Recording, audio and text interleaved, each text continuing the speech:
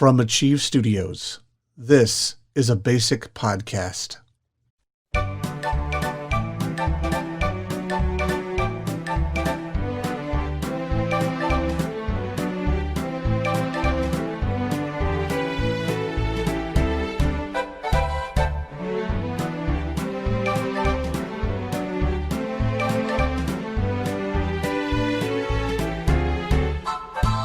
Becky, have I told you my bad joke of the day yet? No. Do you know how you turn a mosquito into a fruit? How is that? You squash it. Okay, so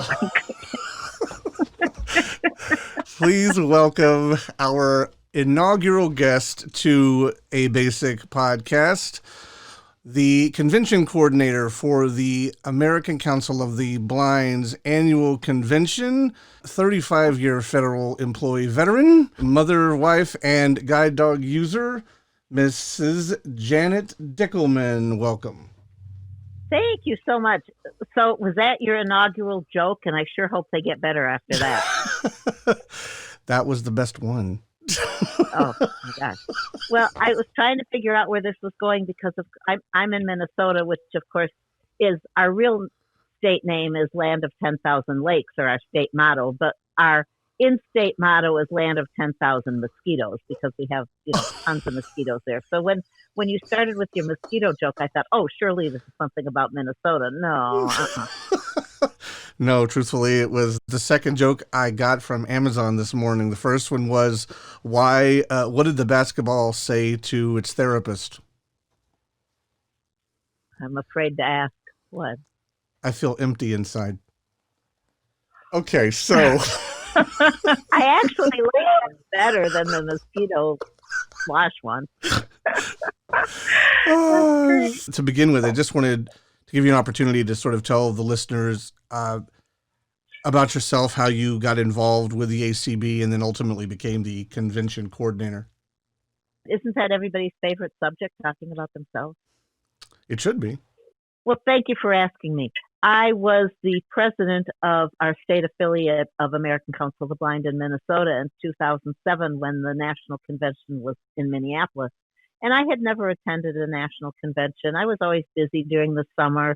It didn't work out for me to take the time off over the 4th of July because one of the other supervisors in my office always wanted that time off to spend with family, and I didn't need it. So I never took the time to go to a convention.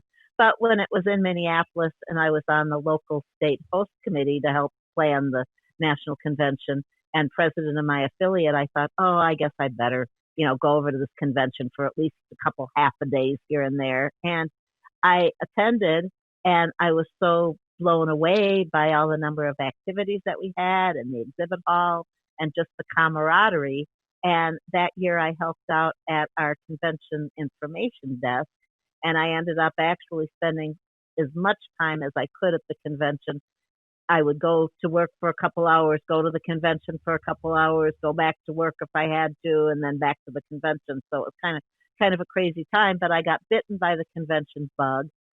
And in 2009, I was asked by the ACB president if I would coordinate the convention information desk. So I did that for a couple of years and really enjoyed doing it. That's kind of the heart of the convention, the pulse of the convention, where all the information related to the convention is disseminated, and I enjoyed that a lot. And then I received a phone call asking if I would be interested in being the convention coordinator. And I always tell this story. I got off the phone and I said to my husband, wow, they asked me to be coordinator of the convention. And he said, well, how much work is it? And I said, well, I don't know, but what an honor. And he said, yeah, but how much work is it? And I said, well, I don't know, but I can't believe they think that I could do this. I mean, I am just blown away. I am so overwhelmed with this honor. And so we went back and forth about honor and how much work it was. And then, very quickly after I started as convention coordinator, I realized it's a lot of work and it's no honor. No, I love doing it. This is the 9th convention that I've coordinated, and it's an amazing thing. And obviously I couldn't do it without my committee, without some staff people in our office. But basically It's my baby. And the first convention, when I did my convention report, I kind of equated it to childbirth because I said basically the convention takes 9 months to plan. And you're waiting and waiting and waiting for this baby to be born. And the end of it is being in labor, and you never think it's going to come. And all of a sudden I'm standing there, and I'd had this beautiful convention baby, and everything came together. And that's kind of how I feel about the convention. So was there like an epidural? Were there painkillers? No. Oh, no. Oh, no. You went all natural. I went you just natural. Went in. Yeah, natural convention birth. How many conventions have you coordinated prior to this one? 9. My first, I was the vice chair in 2011, and then 2012 was the first convention that I was the coordinator for. Wow! So this is your 9th one. Wow, that's pretty impressive. As soon as I'm done with the 2020 convention, I'll start planning the 2021 convention in Phoenix. So, with this year being virtual, how is that different from other conventions? Well, obviously, there is no in-person convention, which when this first came up in mid-February, when our president reached out to me and said, I think we need to start considering a plan B for the convention with this COVID. And I kind of thought he was nuts because I never thought it was going to last this long. But I certainly was wrong about it. And the board did make a decision at the end of March that we should pursue a virtual convention. And of course, everyone's sad because one of the things that people look forward to the most at the convention is getting together with people. And exactly, that's a component that in virtual land you can't have. But we have so many sessions going on, and the thing that's really blowing me away for this convention is all the first-time attendees that we're getting for the convention. I've had so many people say, I've never been able to get to a convention because either I couldn't take the time off work, or I didn't have the money to travel, or I don't feel comfortable traveling. And they have all registered for our virtual convention, which is so heartening. And in spite of the fact that we are in virtual land, we are still having most everything that we have in our in-person convention. During the convention, we have about 120 different sessions. We will have an exhibit hall, which we'll talk about in a bit, and we will also have some virtual tours. So other than standing in elevator lines and getting to sit down and have that cup of coffee or a glass of wine with friends or new acquaintances, new people, it's going to be identical. Do you have a theme for this year's event or certain goals that you have for the event this year? I actually had a contest because I was trying to figure out a good convention theme. So I offered a $25 Amazon gift certificate to anyone, to the theme that was selected, to the winner of the theme. And I must have had about 50 different responses. It was really cool. But the winning theme is ACB, A Path to the Future. And really, we literally are, this is, new frontier, new pathways. And I think that really depicts what our convention is this year. I certainly don't anticipate the in-person convention ever going away. But I believe that from now on, there's certainly going to be much more of a virtual component in our conventions. Would you please talk about the different kinds of workshops there will be and how they will add value for children and adults? This is a trick question because we have so many different workshops. I hate to even talk about any few in particular, but you mentioned children, so I'm going to talk about a couple of things that children would definitely like. And one of the things that we're doing on Thursday is our ACB Families group and our friends in our group together are having a presentation on Legos and how Lego has come up with the print and braille audio and braille instructions for many of the Lego sessions. I have heard about that. I'm so interested. We are going to have the young man who actually thought about this and got the Lego company to do that. And that's going to be really interesting for kids and as well as parents. Also, that day, we're doing a segment on camp stories. We're having Jack Fox, the talking book narrator, who many of you are familiar with, is coming on and reading a bunch of different fun stories for camp that you would, hear when you're sitting around the campfire. Our students are having a session on video games, and we call it the next generation, next gen. They are a newly formed affiliate of ACB, and they are for people under age 40. Now, they tell me that I can come too if I want, even though I'm well over 40, as long as you're under 40 at heart. But and they are doing a session on Instagram and YouTube. We also have another session that our students and guide dog users are putting together on completing Google Forms. So those are just a few things that I can think of off the top of my head that would be for a younger crowd, especially for students. Another session that I want to highlight that I think is going to be really exciting, speaking of guide dogs, our guide dog users have several different sessions throughout the convention, but one in particular is about a woman who is blind and does dog massage, and she was fascinated with the Iditarod dogs in Alaska. So she had the opportunity to go and do dog massage in Alaska for the Iditarod racing dogs. And she's a guide dog user? Yep. Anything particularly for the more mature crowd in the retiree range you can mention? Yes. Our Alliance on Aging and Vision Loss is having a segment on filling the gaps for seniors on Monday afternoon. Where does rehab leave off? And how do you not fall through the cracks as a senior blind person? Also, our Citizens Low Vision International is having a session with the Foundation Fighting Blindness about various eye diseases.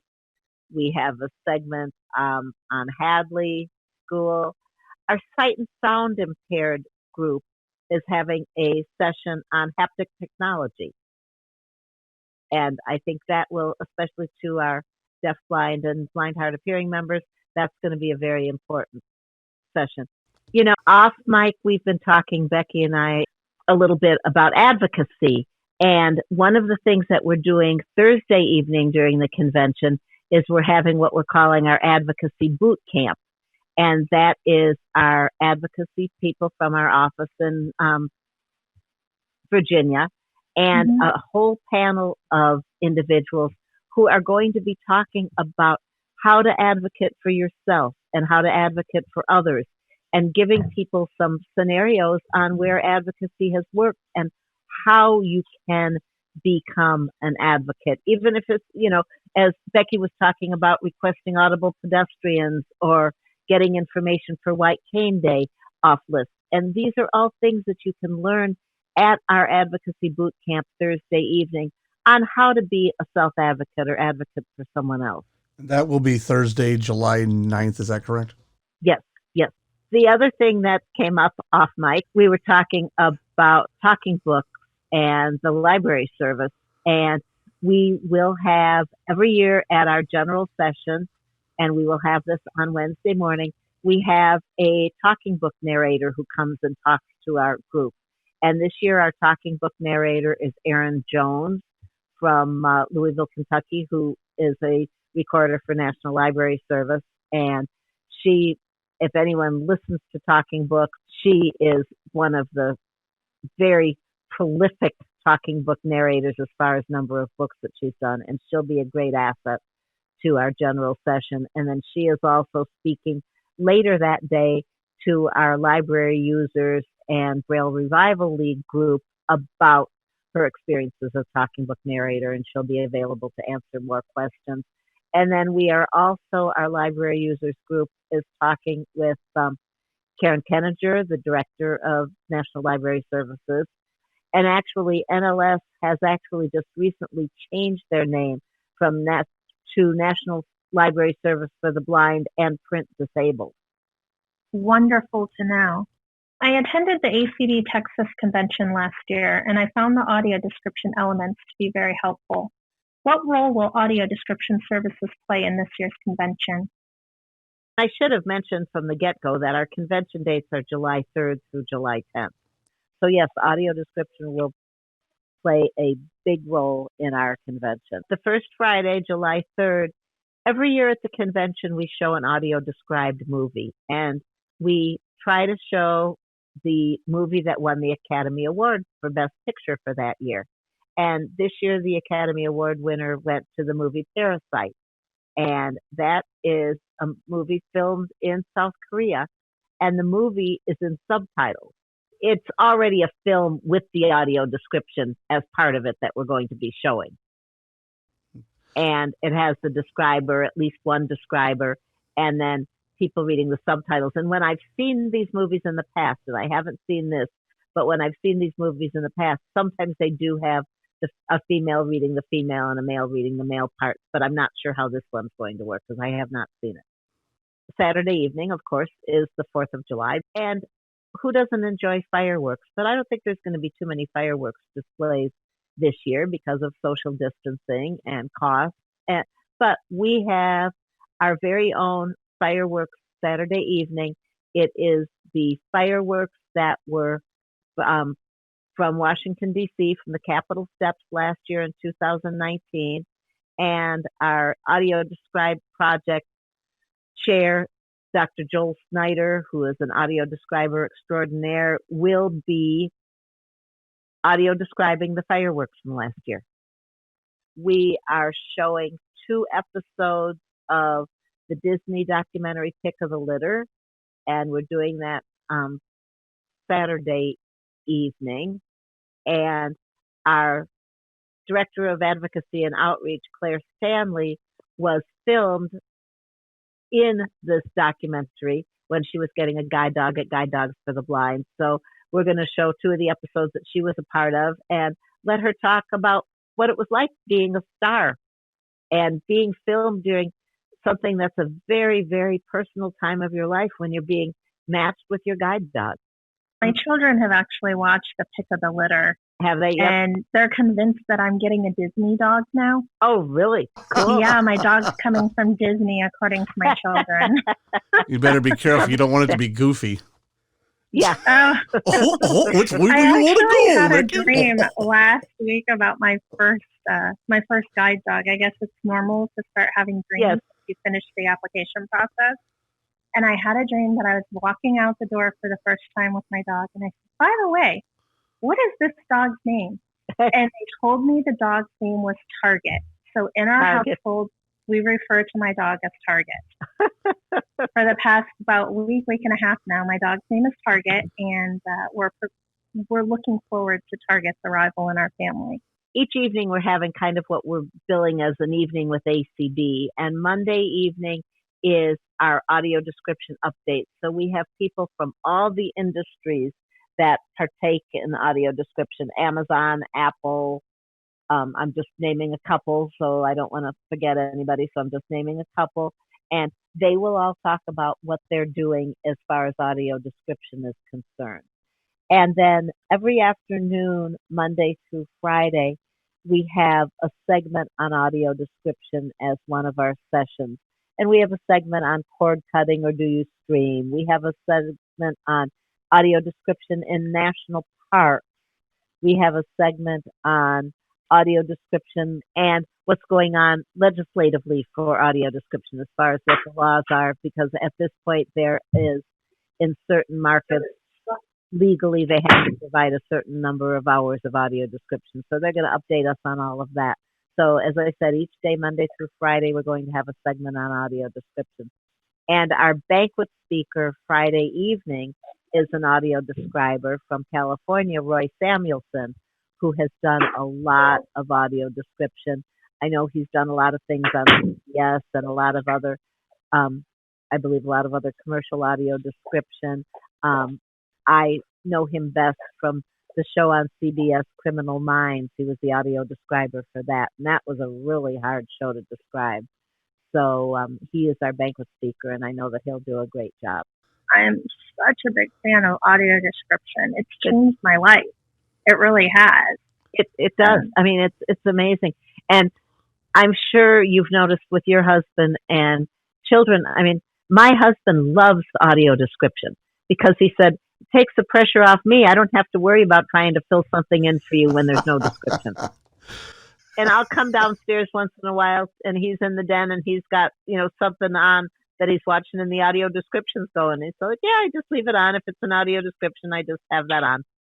Has he now become sort of so accustomed to it that he just plays it naturally, or do you play it in the event that you come down and decide to join them? Or no, he just plays it naturally. And he kind of likes it because if he's not looking at the screen constantly, and if he hears something like, oh, he's standing behind her with the knife, then then he looks back at the screen to see what's going on. Or to make sure the guy's not behind him. Right. What I've learned about the audio description is a lot of times we, as the listeners of the movie via audio description, we are told certain characters' names repeatedly, or, we're introduced to characters before characters are even introduced by their name within the movie. Yes. So we left the movie theater, my husband and and I kept telling him, I was like, oh my goodness, that doll, Misty, she really was creepy. And he's like, who's Misty? Because they'd only mentioned one time in the movie when we actually purchased it and went back and watched it. They only ever mentioned one time in the movie the doll's actual name. But you got it. But I got it. Yep. Repeatedly. Through the audio description, they kept referring to the doll and referring to the little girl and things like that. So by the end of the movie, I knew the character's name. I knew I could tell you the story using the character's name specifically. Yes. And whereas my I've husband, noticed that too. Yeah. And my husband will say, that one who did blah, blah, blah, blah, blah. And I'll say, you mean Joe? Oh, yeah. Okay, I guess. Exactly.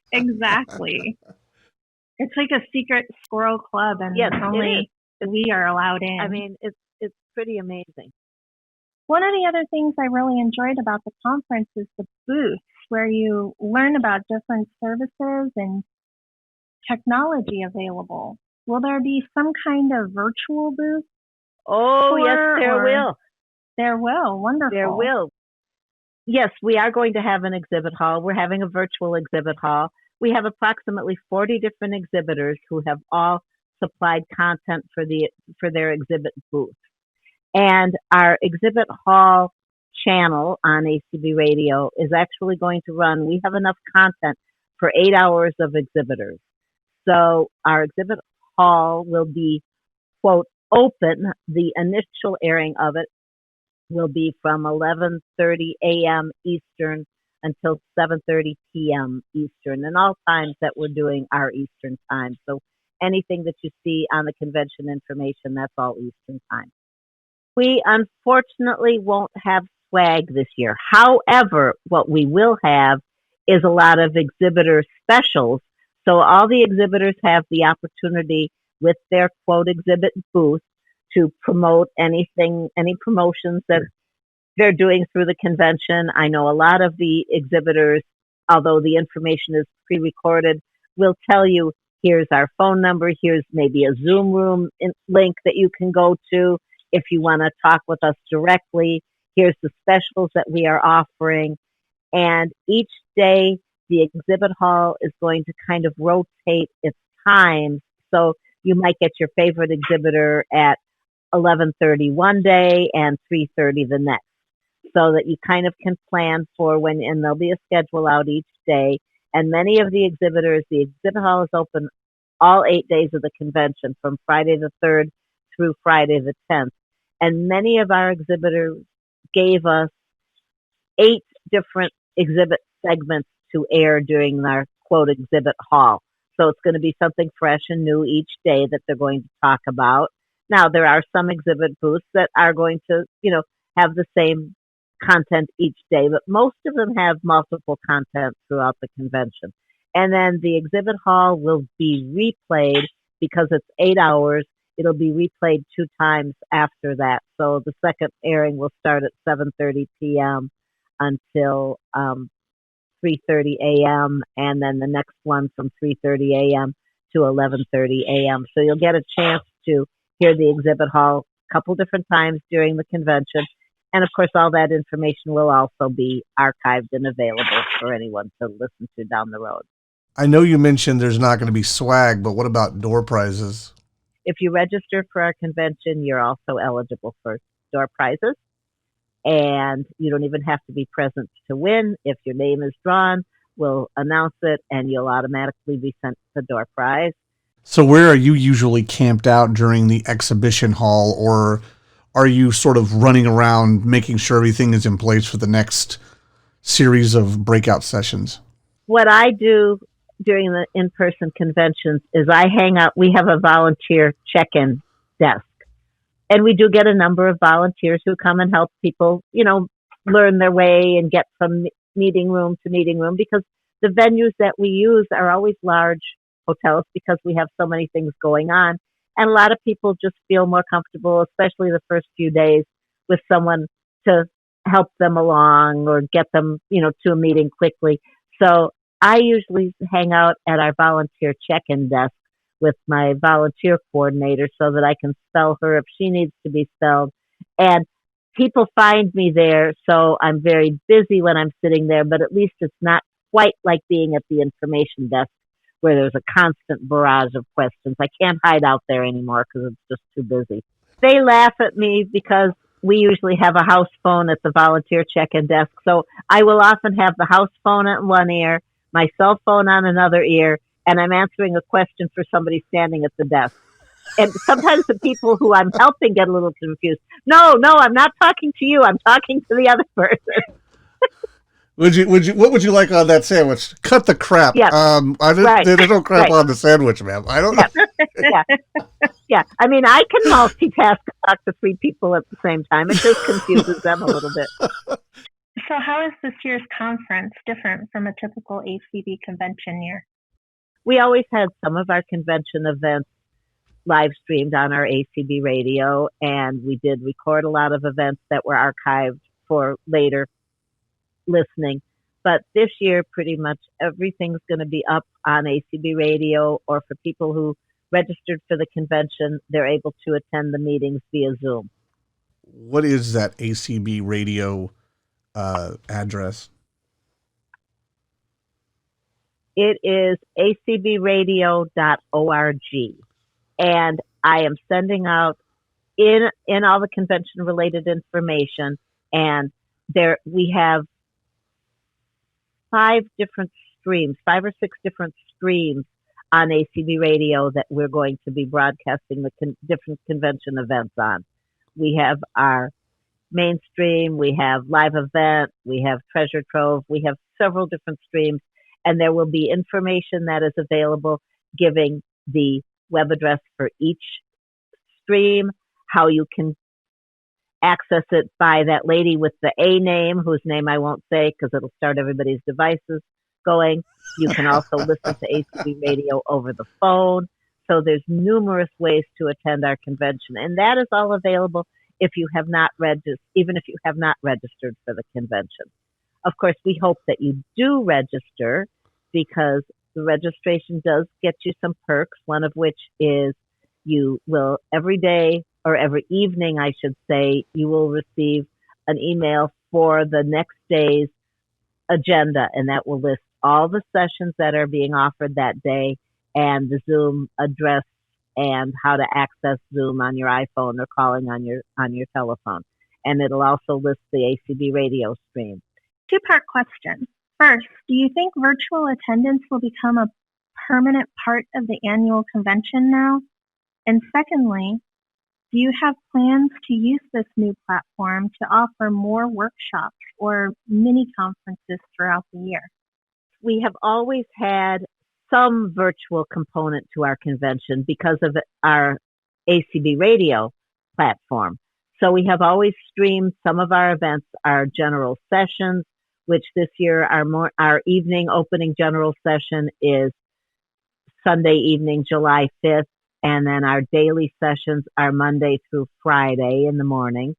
And we've always streamed our banquet and at least one afternoon session. So we've always had a little bit of a virtual component, but this year we're going to be streaming so much more.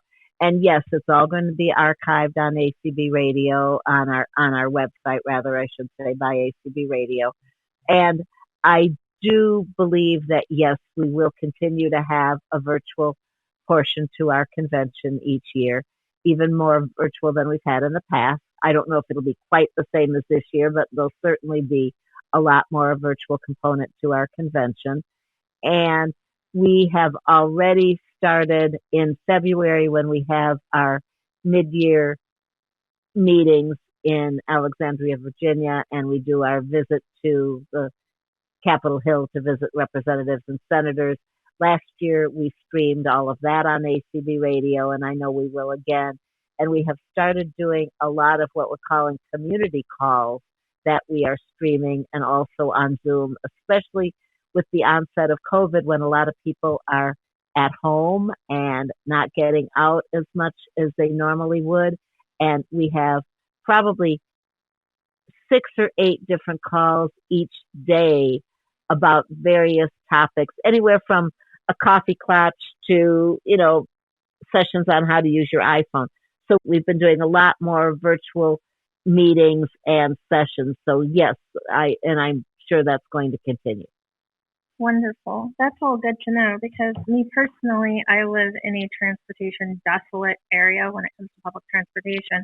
I live in between San Antonio and Austin. So for me to actually get out and get to these conventions is a little difficult, although I'd enjoy participation.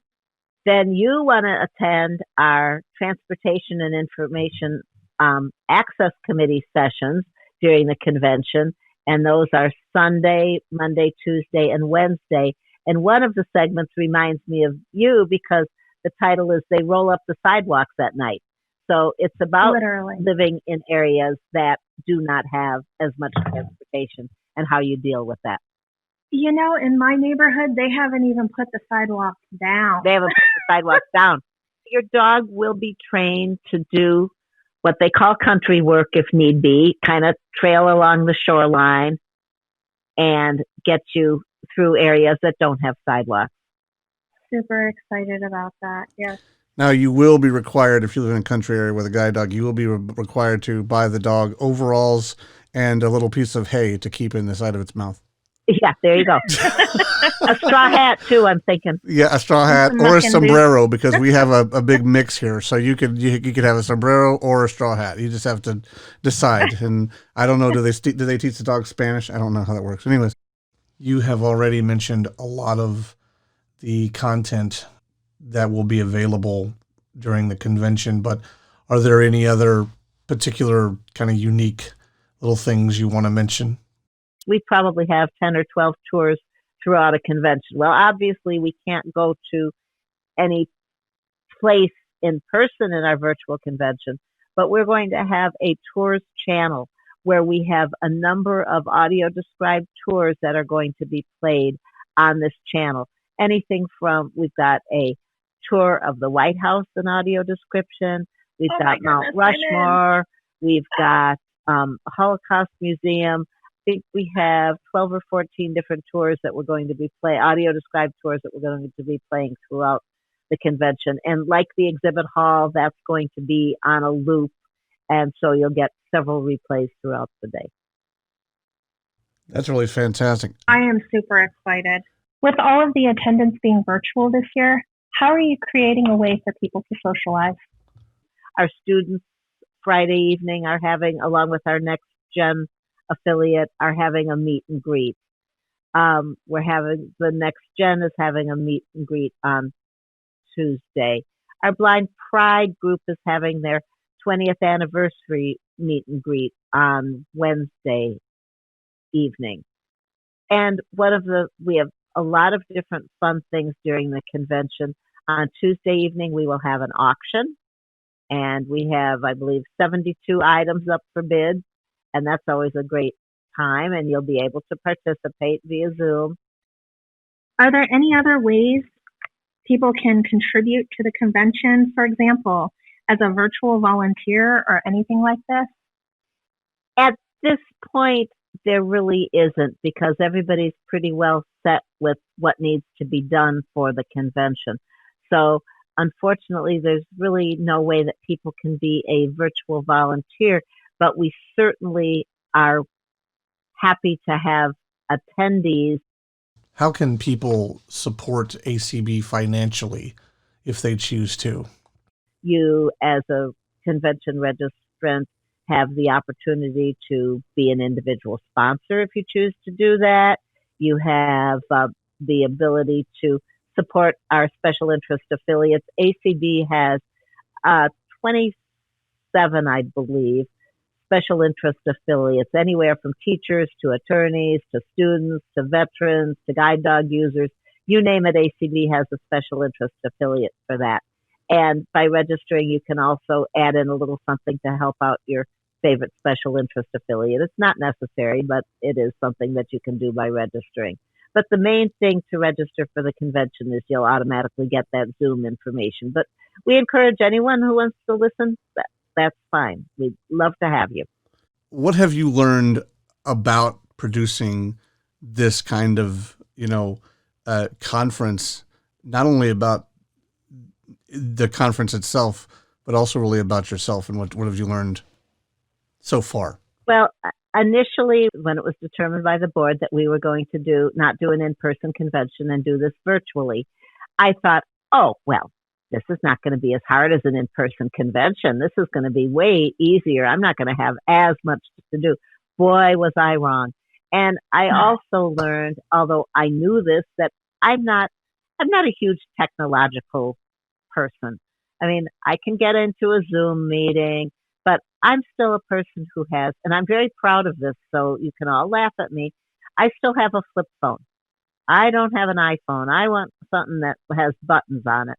I use my BrailleSense Polaris from HIMSS. I use my computer desktop, but I'm not Ms. Technology Wizard. So I've learned that among ACB, we have an extremely dedicated group of people for ACB Radio who normally I don't really work that closely with during the convention, other than, they just stream our events, and that's, as far as my involvement goes with them. I have a committee that I work with during the convention, someone who handles tours, someone who handles volunteers, our exhibit hall coordinator, and we are, obviously, it takes a group to do a convention. To do a virtual convention, it takes even a larger group, because just setting all this up with all the Zoom meeting rooms and figuring out what meeting is going to go where, trying to make sure that like groups of meetings are maybe set together in the same Zoom room so people can go from one meeting to another, working out what's going to be streamed when on ACB Radio. This has been a huge labor of love and a huge technological endeavor. We're having many different Zoom meetings. We're having sessions with our presenters for our general sessions and some of our evening sessions, just so that people get to feel comfortable being on Zoom. During our general sessions and our evening sessions, we will have video available. So we'll have a video component. So making sure that everybody is able to access that. But it really is a technological marvel to put all this together. So let's go ahead and recap. Can you remind everyone about the ACB convention dates and how the registration process works? Our convention days are Friday, July 3rd through Friday, July 10th. So we're going to have virtual, quote, on-site registration. I apologize. I didn't mean to interrupt you, but that starts on Thursday, July 2nd at 12 p.m. Eastern time, as I see here. So how do people go about registering? Do they still register online, or? That is just phone only. Okay. So you'll need to call our Minneapolis office, and the phone number for Minneapolis is 612-332-3242. If you have not registered for the convention, you can call our office and they will go ahead and get you registered. They'll just need a credit card for the convention administration fee, and they'll get you registered so that you can receive all of the Zoom information for any sessions that you'd like to attend. Can I just give a plug for a list that I have I maintain what we call our convention announce list, and anyone who is interested in getting updates about the convention, you won't get the Zoom information for the sessions unless you've actually registered, but anyone who's interested in getting updates about our convention can subscribe to this announce list. And I pretty much send out something every day about the convention, and you just need to send a blank email to ACB Convention subscribe, SUBSCRIBE, at ACBLists, LISTS.org. So it's ACB Convention subscribe at ACBLists.org, and that will get you on our convention mailing list. I just wanted to ask, you said your Minneapolis office. Are you like part of a state affiliate? And then where would the ACB headquarters be located? We have two offices. Our main headquarters office is in Alexandria, Virginia. Okay. In Minneapolis, we have our office, which is our financial office, and that is where the registration will take place. Okay. And yes, each state has a state affiliate of ACB, just like you've attended things for ACB Texas. And some states have numerous different chapters and affiliates. Here in Minnesota, we just have one because it's mainly Twin Cities people. Because it's Minneapolis, St. Paul, correct? Yes, yes. Okay. It's been great chatting with you, Janet, and everybody. Do go and join the ACB online at acb.org. You can also go to Facebook and search for ACB or the American Council of the Blind. They have a Facebook page, and they have several. And we have a YouTube channel. And they have a YouTube channel. Go and like. And a lot of our convention content will be available on Facebook Live and pushed out on our YouTube channel. And definitely like and share that content with everyone you know who is living with or who is impacted by blindness in all its forms. United we stand type of thing. Thank you, Janet, for joining us, and have a fantastic convention. We look forward to attending. I'm always happy to talk about the convention because so many people say about our convention, this changed my life. I learned so much, and especially people who are newly blind or just haven't been around a lot of people who are blind in their lifetimes. And for them, it really is a life-changing event because it gives them the opportunity, even though we're not in person this year, it gives you the opportunity to network, gives you the opportunity to learn an awful lot about what is out there for people who are blind and visually impaired. And, we're so happy that we can do that. I was low vision my whole life. I have albinism, so I was born with low vision. And as I became older, and now I'm a little bit older, I started to lose that vision. And I've been, quote unquote, legally blind for about 2 years, a little over 2 years now. And my mom and I recently were talking, and she apologized to me. She said, I'm sorry I didn't know about these services for you before now. Yeah. That you're just finding out about all this. She knew about the Sight Center, and she knew about, taking me to my eye appointments once a year, but she didn't realize the plethora of services that are out there for people in my situation. And it's become my personal passion to teach the community and reach out and learn as much as I can so the next generation doesn't have to struggle. I hope that you will come and be a part of our convention, and I've really enjoyed the opportunity to chat with you both. This has been great. Kingsley back here with you again. I just want to offer you a quick reminder of all the details for registering for the American Council of the Blind's National Convention, which will be all virtual this year. Remember that the convention starts on July 3rd and runs through July 10th. So that's Friday through Friday. You can begin registering today, Thursday, July 2nd, at 12 p.m. Eastern Standard Time until 5 p.m. Eastern Standard Time. And then tomorrow morning, registration opens back up on Friday, July 3rd, and runs from 9 a.m. to 5 p.m. And you can continue to register for the event from Friday, July 3rd, all the way through Thursday, July 9th, in that same time frame from 9 a.m. to 5 p.m. Eastern Standard Time.